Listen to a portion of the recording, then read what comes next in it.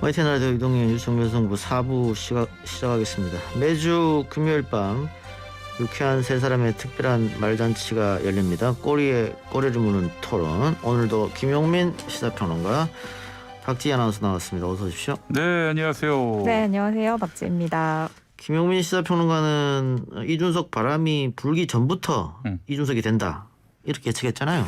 그렇습니다. 그 이유는 어디 있습니까? 그 바람이 느껴진 거죠.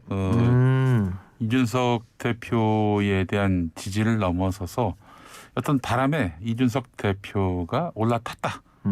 이렇게 봤고요. 이 바람을 거스르긴 쉽지 않겠다, 이렇게 판단을 했습니다. 예, 박지희 아나운서는 보수 정당의 영선의 30대 젊은 정치인이 당대표가 됐습니다. 이게 우리 정치에 어떤 영향을 미칠까요? 여야 모두? 그거 자체는 뭐 이제 당대표의 역할을 얼마나 잘 이제 수행을 하느냐, 예. 거기에 뭐 달려 있긴 하겠지만, 어쨌든 이 30대에 또 이제 뭐 국회에 대한 그런 경험이 없는 그런 이제 젊은 인물이 당선이 됐다라는 것 자체로도 의미가 있을 것 같고, 상징적인 의미는 있겠지만 그 내포된 뜻 같은 경우에는 지켜봐야 알 수 있겠다. 이렇게 뭐 간단하게 답변을 하겠습니다. 알겠습니다. 근데 뭐 야당 당대표도 영선이고 야권의 대통령 후보 1등을 달리고 있는 사람도 영선이고, 네, 여야 모두. 여권의 1등 달리는 사람도 영선이네요. 네. 아유, 근데 왜? 국회의원 이제 그렇게 중요하지 않네요. 예. 근데 왜 박영선 후보는 떨어졌을까요? 네, 뭐 박영선 후보도 뭐 자리가 있겠죠. 예. 김용민 평론가도 한번 도전해봤지 않습니까, 국회의원에? 그렇습니다. 예, 아깝게 떨어졌죠. 뭐 보기에 따라서는 아까울 수도 있고, 뭐 참패 수준은 아니었던 것 같습니다. 예. 그렇게 득표율은 차이가 많이 안 났던 것 같은데. 참패는 이제 오창석 평론가 같은 경우가 참패라고 할 수 있죠. 네, 어쨌든 뭐 영선인 건 다들 똑같습니다. 아, 그래요. 한 표로 지나 뭐 막 수만 표로 지나 뭐 떨어진 건 마찬가지입니다. 영선 전성 시대가 왔다. 그래, 나경원 그 전 원내대표는 이거 어떡합니까? 그 지난 총선 때도 졌고, 또 서울시장 경선에서도 졌고, 이번에 또 당대표 선거에서도 졌고. 근데 뭐 사실 그 지금 오세훈 서울시장 같은 경우에도 계속해서 떨어지다가 서울시장에 당선이 된 거잖아요. 그러네요. 그렇기 때문에 저는 뭐 나경원 후보 같은 경우에도 계속해서 도전을 하지 않을까, 이렇게 다음 생각합니다. 대선 후보로 나올까요? 뭐 대선이든 뭐 서울시장이든 도전을 하지 않을까요? 아니 뭐 김대중 대통령도 국회의원 4번 만에, 또 네. 대통령 4번 만에 이런 거 아니에요? 네, 그래서 네, 네. 실패가 있었다고 해서 좌절할 필요는 없다고 봅니다. 나경원 전 의원에도 기회는 있겠죠. 네. 그래요. 자, 오늘 그러면은 꼬꼬무 토론 본격적 주제를 박지희 아나운서가 말씀해 주시죠. 네, 자, 꼬리에 꼬리를 무는 금요일 밤 토론에 바로 시작을 해보겠습니다. 자, 먼저 우리 청취자 여러분들의 의견 받고 있다라는 말씀 먼저 드리겠습니다. 중간중간 토론에 여러분들의 이야기도 함께 녹여볼 텐데요. 유료 문자 샵 0945번으로 문자 메시지 보내주시거나 유튜브 보이는 라디오로 보내주시면 되겠습니다. 자, 오늘의 주제입니다. 월요일에 안타까운 소식이 전해졌습니다. 유상철 전 감독이 별세를 하셨는데요. 축구계 인사들의 이제 조문 행렬이 이어졌죠. 자, 그런데 그 와중에 엉뚱한 사람에게 비판이 쏟아져서 지금 논란이 되고 있습니다. 바로 박지성 전 축구 선수인데요. 누리꾼들 사이에서 박지성 선수가 유상철 감독의 장례식에 참석하지 않고 애도를 표하지 않는다, 이런 의혹이 커졌고요. 심지어 그 박지성 선수의 아내인 김민지 전 아나운서의 유튜브 채널에 악성 댓글까지 달리는 그런 일이 있었습니다. 이거에 대해서 김민지 아나운서가 입장을 밝혔는데, 이 입장을 밝힌 것 가지고도 또 논란이 되고 있거든요. 우리 두 분의 생각이 일단 궁금합니다. 애도의 물결 속에 지금 이 박지성 전 선수에게 쏟아지는 비판이 과연 정당한가, 어떻게 보시나요? 아니, 이걸 정당하다고 여기는 분들은 많이 없을 것 같은데요. 아니, 그 주의를 표하기도 했고요. 대리인을 통해서. 또 유상철 감독의 참 안타까운 이런 이 소식에, 아니, 박지성 선수가 비난받을 일을 한 게 있나요? 그러니까요. 아니, 게다가 지금 영국에 있기 때문에 네. 한국에 들어와도 2주간 자가격리해야 돼요. 그렇죠. 네. 그러니까 장례식에도 어차피 참석을 못하는 상황에서 굳이 이렇게 비난을 할 필요가 있나 싶은데. 또 박지성 선수 같은 경우에는 그 SNS도 없거든요. 추모 메시지를 전달할 마땅한 방법도 없고, 그래서 이제 김병지 대한축구협회 부회장이죠. 그 김병지 부회장을 통해서 조의를 표했다고 하더라고요. 이게 기본적으로 그 오지랖이 조금 아니 저기 박지 아나운서 다가오는 추석에 본가에 가기 싫죠. 본가요? 예. 뭐 명절에 모여가지고 또 시집 언제 가냐 얘기 나올 거 아니에요. 싫잖아요. 네, 뭐 가기 싫은 건 아니지만 전 안 가고 있어요. 그러니까 그 명절에 사람들 모여가지고 결혼은 언제 하니, 뭐 집은 언제 사니, 뭐 애는 언제 낳니, 그 조카들한테는 또 공부는 잘하니 그런 걸 왜 묻습니까? 그런 것 때문에 가기 싫어지는 거거든요. 네네. 저는 그 필요 없는 오지랖이라고 생각해요. 예. 그 이 건도 마찬가지인 게 박지성 선수에게 왜 장례식에 가서 조문을 하지 않느냐, 그럴 수가 있느냐, 그거 그 두 사람의 관계가 뭐 어떤지도 모르잖아요, 일반인들이. 예전에 그 가수 김은국 씨가 개그맨 조세호 씨한테 아무개의 결혼식에 왜 안 갔느냐. 뭐 알아야 가지요. 이런 말을 했지 않습니까? 예. 그래서 프로 불참너라는 별명이 생겼는데 아직 박지성 선수가 프로 불참너도 아니고 말이죠. 예. 왜 비난을 받아야 되는지 도무지 이해를 할 수가 없습니다. 네, 그리고 게다가 뭐 또 사실- 국내에 있는 것도 아니고 말이죠. 뭐 딴 일하다가 못 간 것도 아니고 부득이한 사정 때문에 그 조문을 못한 것인데 왜 이게 비난을 받을 일인지 도무지 이해를 할 수가 없어요. 예. 맞습니다. 그래서 이제 이거에 대해서 김민지 전 아나운서가 굉장히 분노에 가까운 입장을 밝혔습니다. 이 부분에 대해서도 또 이야기가 좀 많은데 뭐 슬픔을 증명해야 되냐, 조의를 뭐 기사로 내서 인증을 해야 되냐, 조화 인증샷을 찍어야 되냐, 도대체 어떤 세상에 살고 있는 거냐, 제발 이상한 소리 좀 하지 말아라. 이런 이야기를 했습니다. 저는 근데 개인적으로 김민지 전 아나운서의 입장도 이해가 가더라고요. 이런 예? 얘기를 하는 마음이. 네, 이 김정 아나운서의 대처에 대해서도 근데 좀 논란인데 이거는 어떻게 보세요? 이건 서민 교수가 사실 논란을 좀 부추긴 측면이 있는데 네. 셀럽이었으면 참아야 되지 않느냐. 근데 그건 전 또 서민 교수의 오지랖 같거든요. 그 이야기를 굳이 쓸 필요가 있는가 생각이 드는데 네. 제 개인적인 생각은 이거는 그 박지 아나운서 말처럼 김민지 전 아나운서에 대한 입장을 이해도 되고 혹은 아닌 것 수도 있어요. 이게 본인이 판단하는 건데 저의 개인적인 생각은 그래요. 그러니까 저도 뭐 악플에 시달려 받고 하는 사람입니다만은 저는 조금 유명인들은 유명세라는 게 있기 때문에 웬만하면 참고 넘어가야 한다 이런 주의거든요. 근데 그거는 제 생각인 거고 네네. 저는 또 그렇게 해요. 근데 김 전 아나운서한테 그걸 강요할 수는 없는 거잖아요. 그러니까 그걸 왜 너는 그렇게 참지 못하고 화를 냈냐라고 하는 것 자체는 좀 문제가 있다고 봅니다. 꼭 이 사안은 아니지만은 뭘 어떻게 입장을 표명하라. 이걸 강요할 수 있는 일은 아니라고 그렇죠. 봅니다. 네. 요즘에 그 인터넷 안에서 집단적 린치가 넘쳐나고요. 또 엄숙주의가 또 만연한 세상인데 누군가에게 뭐 사과하라 뭐하라 이런 문화가 있어요. 헌법 19조를 보면은 모든 국민은 양심의 자유를 가진다. 이렇게 돼 있는데 양심의 자유라고 하는 것은 이제 가치와 윤리에 대한 마음속의 판단의 자유, 그러니까 내심적 자유라고 하는데 외부 압력에 의해서 거짓 양심을 표출하도록 강제하는 행위가 있다면 그것은 내심적 자유를 침해하는 것이다. 이런 말이 있습니다. 그러니까 뭐 어떤 그 마음의 표현은 본인 자발적으로 본의로 해야 하는 것이지 누군가가 이렇게 강압하고 강제할 일은 아닌 겁니다. 그렇기 때문에 이거 뭐 당신이 뭐 그런 태도를 보이면 안 된다. 그런 말을 뭐 하면 안 된다. 또는 그런 태도를 보여야 한다. 그런 말을 해야 한다. 이 모든 것은 좀 쓸데없는 오지랖이고 뭐 나아가서는 누군가의 내심의 자유를 침해하는 것일 수도 있겠다 하는 생각이 듭니다. 네, 그렇습니다. MK님께서도 애초에 상식적인 요구를 해야지 너가 얼마나 슬픈지 증명하라. 이거 자체가 말이 안 된다라는 이야기. 닐리리아님께서 증명을 강요하고 있다. 김민지 아나운서 말이 맞다. 그걸 왜 증명하냐. 의한이님께서 같은 의견 주셨고요.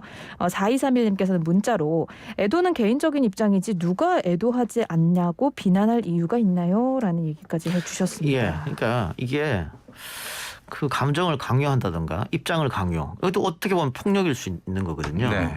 나랑 생각이 달라? 그러면 넌 나쁜 사람 뭐 이렇게 되는 건데 과거에 노무현 전 대통령이 탄핵당했을 때 그 네. 이유가 뭐였냐면 네. 선거 중립 위반인데 선거 때 열린우리당이 많은 표를 얻었으면 좋겠다. 이 말을 했다고 선거 중립 위반이라고 탄핵했단 말이에요. 그 합법적 범위 안에서. 예. 그런데 사과를 하면 탄핵을 하지 않겠다고 당시 야당이 얘기했는데 당시 대통령이 뭐라고 했냐면 나는 잘못을 했다고 생각하지 않는데 사과를 이렇게 강요하면은 나 그건 못 받아들이겠다 이렇게 얘기했단 말이죠. 네. 그 사과도 마음에서 우러나야 하는 거지. 그렇죠. 강요받아서 하는 사과 그게 과연 사과냐. 이제 사실은 상대편에서 대통령의 그 기선을 제압할 그런 의도로 사과라 이렇게 요구한 건데 기선 제압 당할 마음이 없다. 이런 차원에서 거부를 한 거죠. 근데 김용민 평론가는 아까 제가 저는 개인적으로 그런 악플이 달려도 이거는 나의 유명세다 하고 넘어간다고 했는데 네. 우리 김 평론가는 못 넘어가지 않습니까? 저는 많이 넘어갔어요. 넘어갔어요? 못 참은 게 한 뭐 5%도 안 될 것 같아요. 뭐 지우고 그러시던데. 예? 지우고 그러시던데. 악성 악플을. 댓글을. 그 정도면 참는 거라고 봐야 되는 거 그래요? 아닙니까? 뭐 고소를 해야 못 참는 거 아닌가요? 고소를 안 하니까. 예, 아니 근데 제가 예전에 이제 선거 출마했을 때는 국민들의 비난은 감수해야 한다. 권력을 국민들로부터 달라고 하는 사람의 입장에서는 정치인이니까. 예, 그래서 제가 뭐 그 어떤 악플도 전혀 지우지 않고 아무런 뭐 이렇게 이것과 관련해서 불편한 마음을 표시한다든지 뭐 보복을 한다든지 그런 게 전혀 없었습니다. 그럼 앞으로도 그렇게 할 생각이시고요? 이제 사실은 그렇게 하려고 이제 정치를 그만뒀습니다. 자, 박지희 아나운서도 많은 악플 받아왔는데 어떻게 대처하십니까? 저는 처음에는 이제 그거를 한번 보면 계속 찾아보게 되는 게 있거든요. 안 보면 궁금해서 안 돼요. 그렇죠. 근데 그러다가 이러다 정말 내가 정신이 너무 피폐해질 것 같다는 생각이 들어서 저를 뭐 칭찬해 주시는 댓글도 너무 뭐 감사하게 받고 비난의 댓글도 감사하게 받지만 일단은 최대한 보지 않는 것을 목표로 하면서 방송을 대신 내가 열심히 해서 정말 잘하자 이런 생각으로 준비를 열심히 하고 가상의 있어요. 세계에서 만나고 있는 사람에게 영향력을 미치고 싶은 마음 그런 마음이 사실은 악플로 드러난다고 보는데요. 자, 그러면 박지희 씨처럼 안 보면 좋은데 사실 안 보기가 어렵거든요. 안 보면 좋은데 안 볼 수 없게 개인 쪽지가 SNS로 와요. 네. 그거 안 볼 수 없잖아요. 그럼 차단은 제 자유 아닌가요? 그래요. 예. 제가 예전에 그래서 농담처럼 했던 게 그 사람들 프로필 사진을 법으로 아버지 얼굴을 혹은 어머니 얼굴을 올리도록 하죠. 욕 못하게. 그렇죠. 그래야 아버지 얼굴, 어머니 얼굴에 먹칠을 하는 것이 되니까. 아니 그래서 그 과거 한때는 네. 인터넷 실명제가 조금 논쟁이 됐었어요. 네. 근데 그때 저는 인터넷 실명에 엄청 반대했습니다. 이게 표현의 자유를 위축시키는 일이기 때문에 절대 허락해서는 안 된다. 근데 요즘 들어 생각이 좀 바뀌었어요. 욕을 하도 제가 얻어먹다 보니까 네네네. 실명을 좀 했으면 좋겠어. 근데 네. 저는 사실 뭐 그 사람의 앞에서 대놓고 할 수 있는 말이 아니라면 뒤에서든 뭐 웹상에서든 절대 해선 안 된다라는 주의이기 때문에 네. 실명제 저는 강력하게 찬성을 하고요. 자, 그러면은 아니 근데 네. 저기 다른 술자리에서 김용민 평론가 욕도 하고 하시던데. 제가요? 아닌가요? 그래요? 오창석 평론가였나요? 네, 아니요, 저는 그런 분들에게 앞에서도 욕을 합니다. 예. 이동영 앵커가 없을 땐 또 이동영 앵커를 욕을 그러니까. 합니다. 예. 그래요. 네, 모두 앞에서도 저는 하기 때문에 괜찮다고 생각을 하고요. 네. 자, 그러면 저희 다음 주제로 바로 한번 넘어가 보겠습니다. 이것도 또 많은 분들이 분노를 했는데 남성 1,300여 명의 나체 영상을 녹화해서 유포한 혐의로 신상 공개가 결정이 됐죠. 김영준.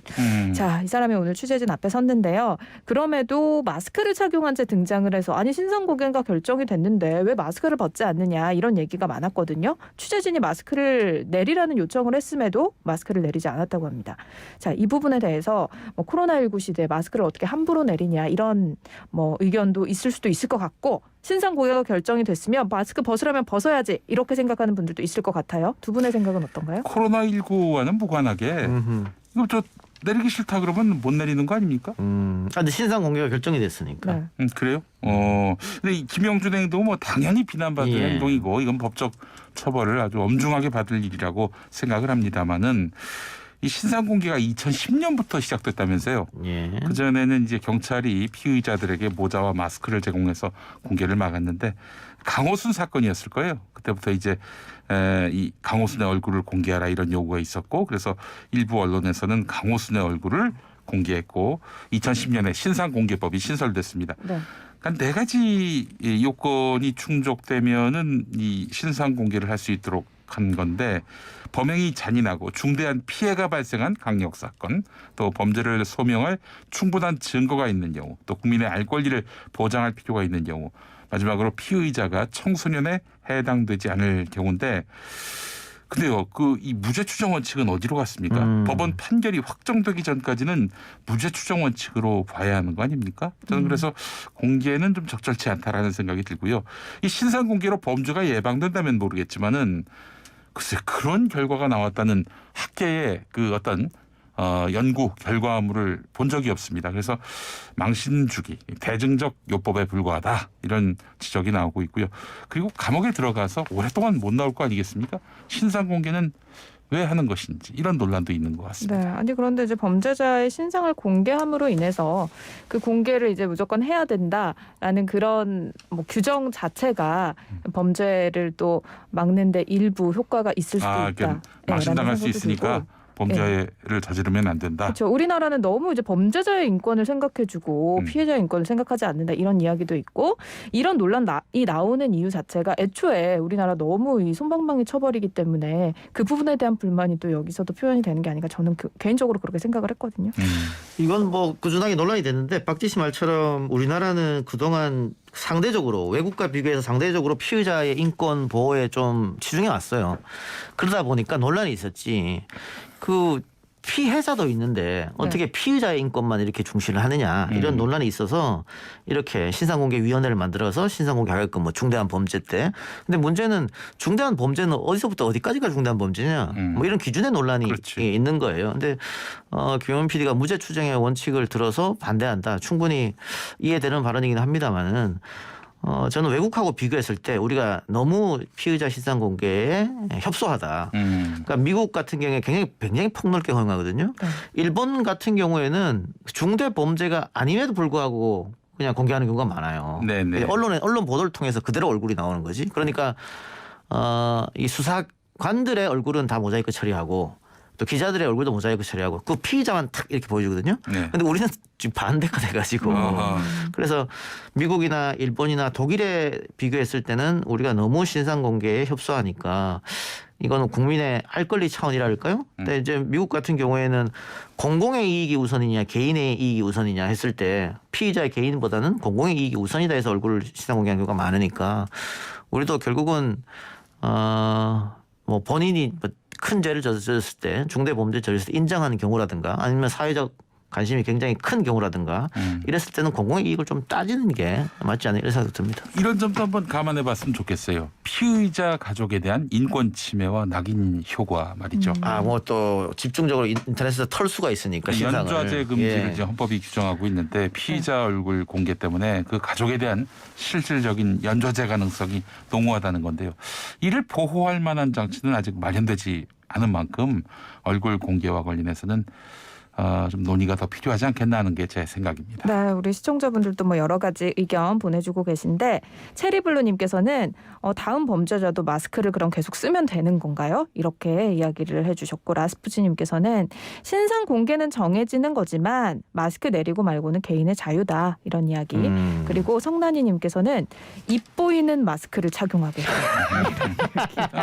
그런 경우가 있어요. 실제로 마스크가 아니라 그 플라스틱 그거 뭐죠? 얼굴이 다 보이는 거죠. 아니 우리 김용민 평론가님이 엊그제 저랑 같이 한 방송에 입 보이는 마스크 하고 오셨거든요. 네. 그런 것들도 뭐 저는 좀 보기에는 안 좋긴 했지만 좀 특이하긴 했지만 이런 것들도 좀 고려를 해보는 것도 좋지 않을까라는 생각이 듭니다. 자, 그럼 금요일 밤에 꼬꼬무 토론 마지막 주제 간단하게 다뤄보도록 하죠. 정용진 신세계그룹 부회장이 지금 논란의 중심에 서 있는데 그 SNS에 올린 미안하다 고맙다 이 시리즈 때문입니다. 논란이 된 후에도 계속해서 이 문구를 여러 번 썼어요. 최근에는 영어로 sorry and thank you 이렇게 쓰면서 논란에 불을 더 붙였는데 뭐 신세계그룹 계열사 불매운동할 거다 라는 주장까지 나오고 있는 한편 정 부회장이 이제 앞으로는 오해의 소지가 있는 걸 쓰지 않겠다 이런 식으로 SNS에 글을 올리기도 했습니다. 이 부분 내용은 뭐 자세히 알고 계실 거고 두 분 생각 어떠신가요? 이것도 어떻게 보면 오너 리스크 중에 하나죠. 그러니까 불매운동까지 어쨌든 갔으니까. 그러니까 경영을 하는 사람 입장에서는 제일 우선이 영업이익 뭐 이런 거 아니겠어요? 결국은 뭐 회사 이미지. 근데 어쨌든 뭐 본인은 오해라고 생각할 수도 있겠습니다만은 결론적으로는 회사 이미지에 타격을 입었고 불매운동도 했기 때문에 사실 스탑하는 게 맞았었는데 보란 듯이 영어로 다시 미안하고 고맙다 이렇게 했단 말이죠. 심지어는 미안하다 해놓고는 0000 그리고 고맙다 000 충분히 연상되게끔 하는. 예. 그러니까 할 말이 많다는 이야기겠죠. 그런 사과를 했음에도. 근데 이게 뭐 우연일 수도 있겠습니다만 뭐 문재인 대통령이 쓴 글 가지고 이렇게 했다 뭐 조롱했다는 거잖아요. 근데 한 번이면 우연인데 네. 또 다른 문구에서는 박원순 전 시장에 대해 쓴 문구를 또 이용했단 말이에요. 네. 그러니까 두 번이 겹쳤기 때문에 이건 우연이 아니고 우연이 아니죠. 고의다. 그러니까 그런 얘기가 번졌다면은 뭐 오해라거나 이렇게 얘기한 다음에 스탑해야 되는데 버젓이 다시 영어로 했다는 것은 난 아무런 문제 없다. 한번 소비자들하고 한번 해보자. 이렇게밖에 인식되지 않기 때문에 이렇게 또 불매운동도 퍼져고 결국은 회사에서 마이너스 되는 거 아니겠어요? 이건 오너가 스스로가 좀 생각해 봐야 될 문제죠. 신세계그룹 홍보관계자가 한 말이 있습니다. 미안하다 고맙다라는 말이 일상적으로 쓰이는 말인데 확대 해석된 것이 아닌가. 아 그래요. 어디서 이렇게 일상적으로 쓰이느냐. 온라인 커뮤니티 일베입니다. 예. 일베에서 세월호 희생자들을 조롱할 때 이 추모글을 차용하는 경우가 잦거든요. 그렇기 때문에 그 일상적으로 쓰인 말은 일베에서 일상적으로 쓰인 말이라는 점. 그런 의미에서 이게 논란의 그 소지가 되는 것이다라고 볼 수 있습니다. 네. SNS 사용을 하라 말라 할 수는 없죠. 남의 표현의 자유를 억압할 아무런 명분이 없습니다. 다만 그 표현의 자유로 인해서 기업의 이미지가 저평가되는 부분에 대해서는 뭐 나름의 어떤 그런 책임감을 져야 하지 않겠나 싶습니다. 그러니까 미안하고 고맙다가 우리 사회에 일상적으로 쓰인다고 합시다. 뭐 쓰일 수도 있죠. 근데 곧 바로 또 너희들이 우리 입맛을 다시 세웠다. 이거는 박원순 전 시장이 너희들이 대한민국을 다시 세웠다. 이거랑 같은 의미잖아요. 네. 근데 입맛을 다시 세웠다. 이 표현을 우리가 씁니까? 입맛을 다시 세웠다는 이런 표현을 안 쓰잖아요. 그러니까 앞에 그 미안하다 고맙다 하고 이거하고 겹쳐지니까 아 이건 우연이 아니구나 이렇게 오해할 수밖에 없는 거고 결론적으로 그런 오해를 낳았다면 본인이 해명을 한다든가 뭐 그런 조치가 있어야 되는데 그거 없이 다시 영어로 쓴다거나 아니면 땡땡땡땡 이렇게 쓰면서 이거는 어떻게 보면 이렇게 오해하고 있는 사람들의 마음을 다시 한번 가르치는 수가 되었다. 그렇다고 그러면 오너리스크의 확산이 본인 때문에 이루어진 거기 때문에 이거는 글쎄요. 논란이 뭐 지금은 안 하겠습니다마는 결과는 본인이 책임져야 되지 않나 그렇게 생각합니다. 정용진 부회장은 이거는 뭐 문재인 대통령 발언을 풍자한 것이다 이렇게 말할 수도 있을 텐데 너희라는 표현은요. 그 문재인 대통령이 이야기했을 때는 세월호 참사 희생자들이고 정용진 부회장은 육고기 해산물 등입니다.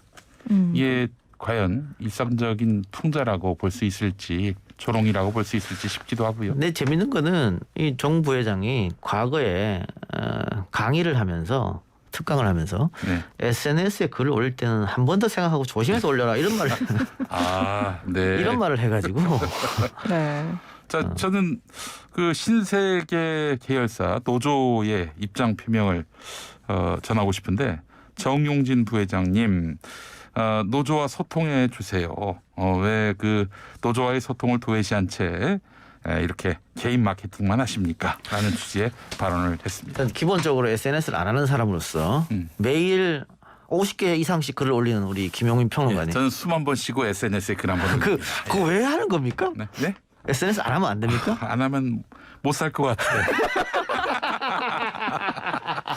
네, 중독이죠, 중독. SNS 저는 중독인데. 이 마음을 알 것도 같은데 이런 방식은 잘못됐다는 입장입니다만은 올리고자 하는 마음, 그 욕망은 제가 이해를 할 수 있을 것 같습니다. 아니 근데 저는 이렇게 좋은 글 많이 올려주시면 오히려 아니, 그거 그럼요. 보면서 또 그건 좋은 감사하다 거지. 생각을 하거든요. 네. 근데 정 부회장도 사실 이렇게 좀 논란이 확산이 되니까 사과를 안 한 건 아닙니다. 본인의 SNS 사과를 하기는 했는데 우리 시청자분들이 이 사과도 진정성이 없다. 불매운동 확산되니까 사과한 거 아니냐 이렇게 또 보시는 분들이 많기 때문에 정용진 부회장 본인이 얘기한 대로 좀 한 번 더 생각을 하고 글을 앞으로는 올려주시면 어떨까라는 생각을 해봅니다. 알겠습니다. 두 분 다음 주에 뵙겠습니다. 수고하셨습니다. 고맙습니다.